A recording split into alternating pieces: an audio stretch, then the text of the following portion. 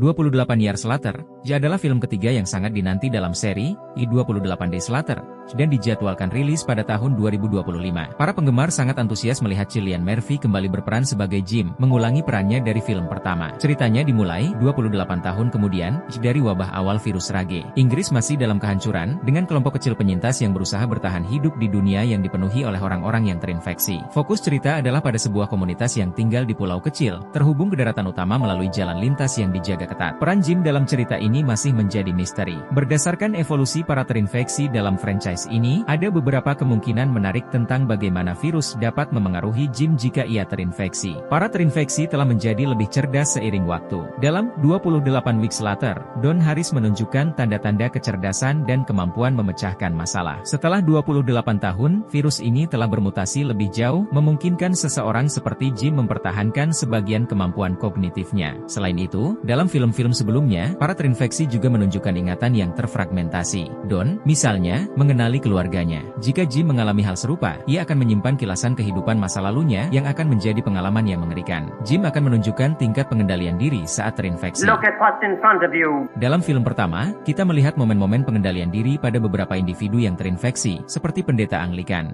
Jika Jim mengalami perjuangan serupa, itu akan menciptakan ketegangan yang kuat antara sisi kemanusiaannya dan amarah dari virus tersebut. Dengan waktu yang telah berlalu, virus ini telah menciptakan makhluk yang cerdas sekaligus dipenuhi amarah, yang akan memberi Jim kemampuan unik jika ia terinfeksi. Terakhir, Jim mungkin menjadi pembawa virus, seperti Alice dan Andy di 28 Weeks Later, yang memengaruhinya secara berbeda dari orang-orang lain yang terinfeksi virus ini. Tantangan yang akan dihadapi Jim di 28 Years Later masih belum jelas. Namun, kita bisa membuat beberapa dugaan. Pertama, bertahan hidup di dunia pasca-apokaliptik di mana struktur sosial telah runtuh sepenuhnya adalah tantangan besar. Setelah 28 tahun kehancuran, bertahan hidup saja menjadi perjuangan yang terus berlanjut. Jim juga harus menghadapi evolusi para terinfeksi. Seiring waktu, mereka menjadi lebih berbahaya dan tidak dapat diprediksi, menciptakan ancaman baru yang memerlukan adaptasi. Di luar bahaya fisik, ada beban psikologis yang perlu dipertimbangkan. Hidup begitu lama dalam dunia yang penuh bahaya, isolasi, dan kehilangan pasti meninggalkan luka. Selain itu, Jim akan menghadapi dilema moral, memutuskan apakah akan membantu penyintas lain atau bagaimana menghadapi mereka yang terinfeksi. Itu akan menambah lapisan cerita yang sangat pribadi dan tragis. 28